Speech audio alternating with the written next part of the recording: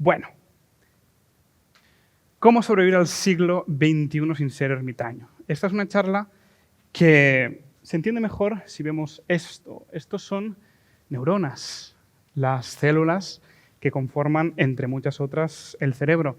Ese órgano que, por razones que podremos comentar en otra charla quizá, suele tener más prejuicios a la hora de, como decía Andrés, de ser tratado, ¿no? No es lo mismo que te lesiones un tobillo, que te diagnostiquen depresión.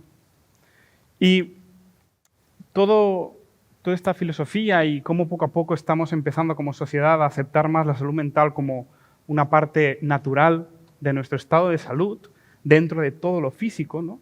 Con las otras enfermedades, es una de las filosofías, uno de los pilares fundamentales de MindGen y una de las razones por las cuales me sentí tan atraído por este proyecto.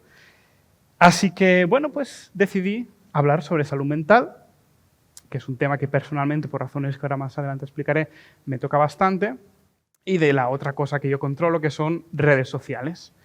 Así que, sin más dilación, empecemos. Bueno, esto es una foto generada con inteligencia artificial. No le iba a decir, pero ya que más tarde hablaremos de ella, pues aquí un toque. Bueno, empezamos con mi experiencia. Como ha comentado la compañera, yo pues soy divulgador científico en varias plataformas, pero principalmente estoy centrado en YouTube. Entonces, tengo esa doble perspectiva de consumidor y también, por supuesto, creador. Y el ser creador, digamos que me ha dado pues una vista muy desde dentro de cómo funciona todo esto, que muchas personas no pueden ver y que considero que es muy interesante a la hora de contrastar ambos mundos para poder tratar este tema, ¿no? Entonces, bueno, antes de esta parte, pues yo tuve una época bastante complicadita en temas de salud mental con YouTube. Y eso me puso un poco triste porque la prensa más tradicional nunca se había interesado por mi proyecto hasta que pasó esto. Que está bien, obviamente, que se hable del proceso por el cual no solamente yo estoy pasando, sino que muchos creadores online hemos pasado, pero sí me sentí un poquito morboizado. Es como solamente cuando está el drama pues vamos a hablar de ello, ¿no? Cuando los divulgadores y en general muchos creadores de contenido hemos conseguido grandes cosas y esto sí me molesta un poco.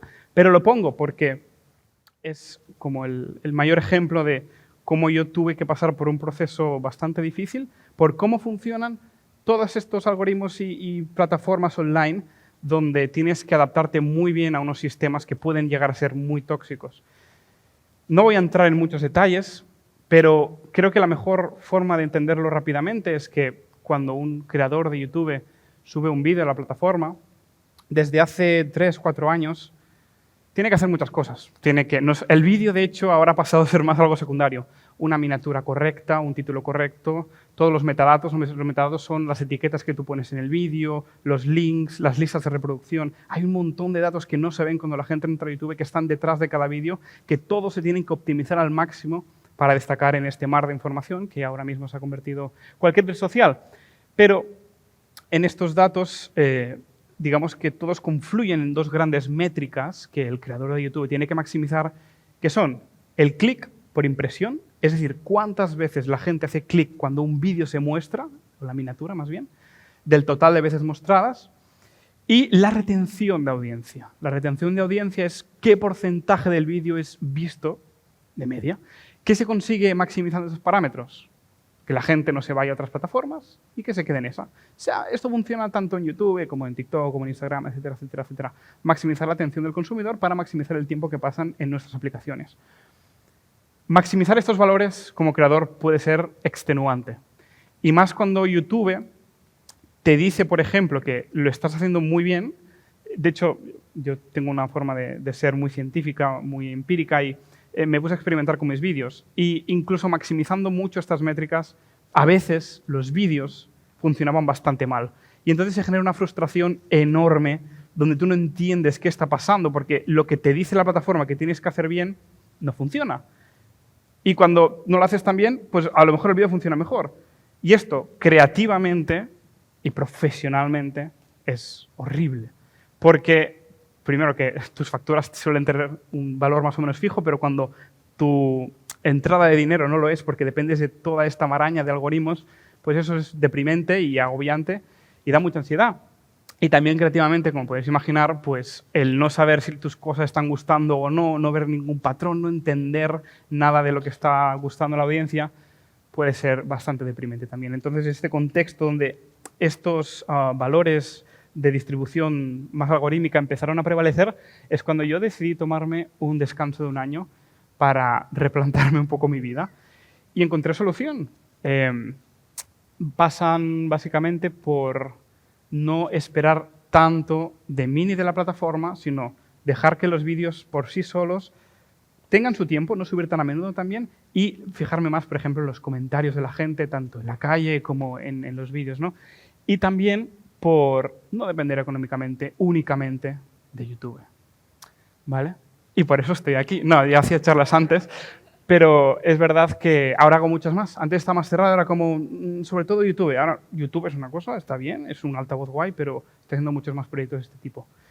Bueno, y como os decía, esta era la parte creadora que os he comentado. Pero como consumidor también soy una persona que le gusta muchísimo analizar y entender cómo funcionan las redes sociales y los humanos. Y ese es un ejemplo de un vídeo que tengo en mi canal secundario, donde le envié a un amigo mío una reflexión de 20 minutos, un audio. No soy ese tipo de persona, esto es una excepción, no mando audios tan largos, pero le gustó, así que lo convertí en un vídeo. Porque eso, en mis ratos libres le doy muchas vueltas al tema, entonces considero que puedo también aportar como consumidor de redes sociales puntos interesantes. Pero bueno, vamos al grano. ¿A qué sobrevivir? Dentro del contexto de las redes sociales del entretenimiento, porque es como muy dramático, ¿no?, que tenemos que sobrevivir. Esto es algo muy cutre, pero lo pongo porque sentimentalmente tiene valor. Es un gráfico que hice en 2018. Como os decía, soy una persona que en su tiempo libre se dedica a analizar estas cosas. Y lo pongo porque lo hice justo cuando TikTok estaba empezando, 2018, aún faltaba un año para la pandemia y todo, pero en ese momento ya empecé a sospechar un poquito cómo iban las cosas. Y esto es un análisis de cómo yo creía que iban a ir las cosas y más o menos ha sido así. El mainstream en 2014, arriba a la izquierda, era YouTube. O sea, la principal red social de consumo de contenido online era YouTube. Pero es como que la audiencia entonces, o los tipos de consumo se separaron. La gente estaba yendo o a TikTok y Twitch y a Netflix. No digo que sean excluyentes, pero había como dos grandes tipos de creación y consumo de contenido. A la derecha vamos ahora, está, pues bueno, el título consumo de masas es más la tendencia general de la gente y se complementa con esto. Perdón por el lío, pero ahora lo entenderéis. Lo que vi es que con el tiempo de los años, el contenido ha ido virando más hacia un compromiso temporal menor. ¿Qué es un compromiso temporal menor? Antes nos era muy fácil a todos ponernos un vídeo de 15, 20 minutos, pero cada vez más tendemos a los vídeos cortitos. Estoy hablando de datos, de ahora os pondré papers y demás, que estamos yendo hacia contenido que cada vez es más efímero, más estimulante, pero más rápido, scroll, scroll, scroll. Eso es un compromiso temporal muy bajo porque son vídeos muy cortitos y tú puedes parar cuando quieras, o también directos, porque el directo de Twitch o directo de donde sea, tú te conectas cuando quieras y lo dejas cuando quieras y no te vas a perder nada, te va a llenar ese hueco que tenías. Pero el compromiso temporal es cero. No es el compromiso temporal que, por ejemplo, encontramos en los vídeos tradicionales o en Netflix, que ahí sí se mantiene esto. Pero el punto es que se hizo una separación. Antes YouTube, que es mi red social principal, albergaba todo, y ahora es como que en YouTube pues cada vez cuesta más este formato más de contenido largo. Por eso YouTube se ha convertido en una plataforma donde apenas hay contenido original, son todo clips resubidos o de Twitch, que es la plataforma de directos, o shorts resubidos de TikTok y de Reels. ¿Y esto es bueno o malo? Bueno, esto es algo que se me ocurrió para esta charla y es la que llamo la pirámide alimenticia de las redes sociales. La pirámide alimenticia clásica son un tanto ambiguas, depende de la fuente que consultes, el chocolate os sale más abajo, más arriba, nunca abajo, pero ya me entendéis, porque algunos miden valores de la nutrición, ¿no?, si son más o menos, otros el tema de la sal, de las grasas, de lo que... Son muchos valores los que se tienen en cuenta y por esta razón las pirámides nutricionales nunca se pueden recomendar a rajatabla porque también depende mucho de cada persona. Pero a grandes rasgos podemos decir que las pirámides alimenticias nos dicen lo que más nos conviene y lo que menos, en cantidad. Y esto es un poco, esta ambigüedad, entre comillas, es la que me ha permitido a mí crear esto, ¿vale? Es como una licencia. En las redes sociales, que personalmente yo considero que deberíamos pasar más tiempo, que nos conviene más, pues tenemos redes sociales tipo LinkedIn, ¿no? No me voy a parar a explicarme la mayoría. Pinterest, Quora. Quora, por ejemplo, es una red social que es como una enciclopedia abierta. La gente entra ahí, pregunta algo que tiene dudas y la gente le responde, pero súper profesionalmente. Hay expertos de todo el tema. Es una red social, como comprenderéis, realmente rica. Es como leer una enciclopedia, pero interactiva. Evox es la principal plataforma de podcast en España donde hay un contenido súper enriquecedor. Y YouTube y Spotify los he puesto aquí abajo y tirando arriba porque sí es cierto que están bastante abajo, pero también tiran ya un poquito más arriba porque hay formatos y formatos en estas tres, también en Evox. YouTube ya lo conocéis y Spotify más de lo mismo.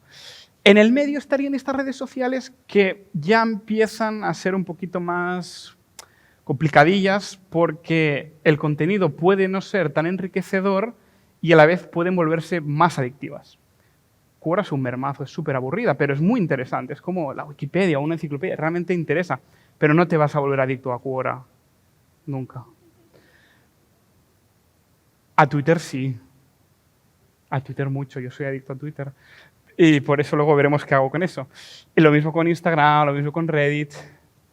¿Vale? Y ahora vamos a el azúcar, las golosinas, el chocolate, ¿vale? Que creo que ya todos se imaginaréis lo que es.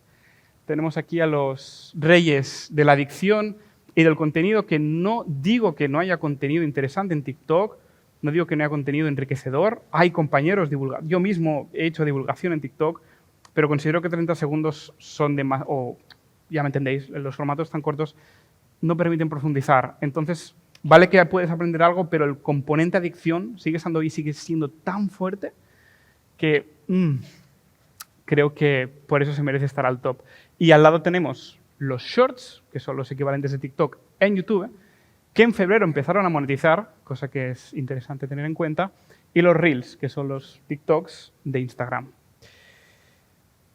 De esto es un poco de lo que nos tenemos que proteger, que sobrevivir, ¿vale? Porque si no tenemos en cuenta esta pirámide y, por ejemplo, consumimos TikTok como si fuera mi querida Quora, pues podemos realmente sentirnos, y yo sentía sensación, porque yo fui, de hecho, un poco adicto a TikTok, sobre todo durante la cuarentena, luego ya os explicaré lo que hice, pues pasar muchas horas de tu vida scrolleando, te vas al baño, lo típico, ¿no? Vas solo 5 minutos y terminas pasando 2 horas en el baño. Eso pasa mucho cuando tienes TikTok. Entonces, el tema de esto es que, vale, te has entretenido, pero realmente sientes que has aprendido o que has aprovechado el tiempo, porque incluso entreteniéndome sentía que había sido un entretenimiento bastante vacío. Era más el estímulo de, uy, ¿qué me vendrá después? ¿Qué me vendrá después? Y eso a la larga me hacía sentir incluso un poquito mal. Hay una definición que me encanta de lo que suponen cuanto más hacia arriba de la pirámide nos vamos, que son redes con un flujo interminable de placeres inmediatos sin precedentes en la historia humana. Esto es como cuando antes, quiero decir, el Paleolítico inferior, apenas había fruta disponible. O sea, los humanos, durante muchos años, la disponibilidad de energía era mínima y el encontrar una fruta que por aquel entonces era mucho peor, por ejemplo, el plátano, que hoy en día la mayor parte es carne que se puede comer, antes apenas había, así era con todo. Y obviamente no había cultivos, ¿no? Aún no estábamos con la agricultura. Por lo tanto, el cerebro, esos pequeños momentos en los que encontrábamos una fruta, nos los recompensaba muchísimo. Eso, traducido metabólicamente, es que cuando el cerebro detectaba que estábamos comiendo azúcar, nos disparaba las endorfinas y todo, de, por favor, dame más de esto, búscalo, porque es súper energético, porque las frutas dan mucha energía, pero había tan pocas que eso no era un problema para la hormona que regula el azúcar, la insulina. ¿Qué pasa? Que ahora cuando se procesa mucho mejor el azúcar, está mucho más disponible y el cerebro sigue siendo el mismo. Entonces, es decir, toma más, pero es que no estamos preparados para tener a nuestra disponibilidad tantísimo azúcar. La parte de arriba de la pirámide es exactamente lo mismo. Y esto no lo digo yo, lo dice la ciencia. Hay muchos artículos que relacionan el uso de estas plataformas de contenido rápido con incrementos en ansiedad y disminución de la capacidad de atención de las personas que lo consumen. ¿Qué es una disminución de la capacidad de atención? ¿Cuán concentrado te puedes mantener tú cuando estás viendo o consumiendo o leyendo un contenido largo, como puede ser un libro, una película? tu mente con más facilidad se distrae porque no está acostumbrado a recibir tan pocos estímulos, a recibir comida con tan poco azúcar, ¿vale? Para seguir con la metáfora. Si estáis interesados, estos estudios y muchos más están por sitios en Internet. Están bastante interesantes, pero no vamos a entrar tampoco en los detalles. Pero realmente es algo que se está empezando a hacer, como veis en algunos títulos, pero va a ir a más porque es un problema que acaba de salir. Los humanos normalmente actuamos con cierto retraso, no sé cómo decirlo, pero que es normal que primero aparezca la tecnología y luego respondamos. Y ahora estamos en esta época intersticial donde, sin saber muy bien cómo actuar, pues seguimos manejando como podemos nuestras vidas. Otros problemas de los que hay que protegerse un poquito también de las redes sociales, los comentaré muy por encima, es el de, bueno, pues sentirnos mal por no ser tan felices como todas las personas que vemos en las redes sociales, porque nos han dicho ya muchas veces eso de que la gente solo muestra la parte feliz en sus redes sociales. Y eso es verdad, la mayoría lo hacemos porque como integrantes de un grupo social la gente tiene que pensar que somos fuertes, que estamos súper bien. Pero por el efecto contrario de esto es que nos sentimos, pues eso, no tan felices como ellos. Y a la larga, sobre todo por personas con problemas sociales y introvertidas, puede ser bastante peligroso si no se trata a tiempo. Y otro problema también es la facilidad que nos pueden dar estas redes para cumplir con nuestras necesidades básicas, pero de una forma que al final quizá no nos llena tanto. El audio este que os he enseñado del amigo de Jaime, al que se lo envié, todo empezaba con esta reflexión de que, sobre todo antes, me pasaba tardes hablando por WhatsApp con muchos amigos. 10 conversaciones. Era súper guay, ¿no? Porque tienes ahí como a 10 personas distintas y puedes estar hablando con todas a la vez sin moverte de la comodidad de tu casa. ¿Qué pasa? Que me daba cuenta que dejaba de estar con un amigo o dos tomando unas cañitas en el bar para estar con 10, 15 personas, pero online. Y cuando pasó mucho tiempo me di cuenta que eso no me llenaba tanto. Por supuesto que quiero y mucho a esas personas que están en WhatsApp y tengo que hablar con ellas por WhatsApp porque a veces no es posible. Pero me di cuenta de que tenía que buscar un equilibrio. Y a muchas personas les pasa que la ansiedad social que puede tener el tener que quedar con alguien o el esfuerzo no les compensa o piensan que no les compensa tanto como el hecho de abrir WhatsApp y el subidón de dopamina que te da el ver tantas notificaciones. Entonces es también estar atentos de que incluso algo tan inofensivo como podría parecerlo WhatsApp tiene también unos sistemas de gratificación y de adicción bastante importantes. Muy bien, vamos ahora con las herramientas, el cómo creo yo, y me voy a centrar mucho en mi experiencia porque es todo lo que tengo con esto, de cómo creo que entre todos podríamos mejorar nuestras vidas en ese aspecto. Lo primero es regular el tiempo con las redes sociales. No hay por qué dejar de usarlas. Al final no pasa nada si nos comemos un caramelo al día o dos. Es cuestión de la cantidad. Y por esto hay muchas apps. Os he puesto la que ahora mismo está funcionando mejor, que es una app que tiene muchas funcionalidades. Desde simplemente controlar tu tiempo hasta que tú le digas de WhatsApp déjame media hora al día, de Twitter 15 minutos, de TikTok 20, va. Y así funciona. De Quora 12 horas le podéis poner, ¿vale? Y va muy bien, porque cuando algo de fuera te fuerza, al cabo de unas semanas te das cuenta de todo el tiempo que estás consiguiendo para otras cosas que habéis dejado abandonadas. Muy bien, vamos con una opción más radical, que a veces es necesario, que es lo que yo tuve que hacer con TikTok, porque el regularme el tiempo era como, venga, pero un poquito más, ¿sabes? Y un poquito más, a mí personalmente no me funcionó, era un todo o nada. Entonces yo cogí TikTok, la desinstalé y desde entonces he vuelto a leer. Es verdad, en cuarentena dejé de leer libros cuando yo he sido una persona que siempre ha leído mucho. Y fue hacer esto y ¿qué hago esta tarde? Tienes aquí y me pongo a leer. Cada persona es un mundo, ¿eh? No estoy diciendo que esto funcione para todos. A vosotros a lo mejor os sirve simplemente con regular el tiempo o con eliminar tentaciones. Eliminar tentaciones es, vale, no voy a regular el tiempo, no voy a desinstalármelo tampoco, pero voy a intentar que no sea tan jugosa la app. Esto ya es un poquito más complicado y tienes que ser un poco más friki de cómo funcionan las redes sociales, pero por ejemplo en Google Chrome hay extensiones que te permiten eliminar todas las recomendaciones de YouTube, de tal forma que solo te salen tus suscripciones, el contenido que tú has decidido que quieres ver. a la larga esto puede hacer que tengas una experiencia de YouTube pues mucho más gratificante. Y todas las apps, al menos de escritorio, de ordenador de mesa, tienen. En el móvil es más complicado, pero si realmente os lo proponéis, seguro que encontréis cositas. Compensar. ¿Qué hice yo para compensar? Meditación. En MindGen lo tienen muy practicado. Y os invito al resto de participantes que investiguéis quizá sobre la meditación. A mí me ha funcionado, porque la meditación aprendes muy bien a identificar esos pensamientos intrusivos que no son deseados y que normalmente no puedes hacer nada para evitarlos, pero cuando lo vas desarrollando, tomas el control de tu mente y cuando esos pensamientos vienen les dices, no, vete, no es tu momento. Y esto ayuda mucho a resistir los impulsos de voy a consumir esto otro. O cuando estás viendo un vídeo largo y te viene una distracción, esa distracción no ocurre, no pierdes el hilo, que es el problema que comentábamos de los déficits de atención. ¿Qué más me fue bien a mí? Como os decía, leer. Este es el último cómic en este caso que me leí hace una semana. Voy a preguntaros algo. ¿Hay alguien en esta sala, no os avergoncéis, por favor, que lleve más de 6 meses sin leer un libro? Que por favor levante la mano. Yo diría que la mitad, más o menos. Yo creo que pregunto esto, ya podéis apagar las luces, muchas gracias. Pregunto esto hace 5 años y no llegaríamos al 20%.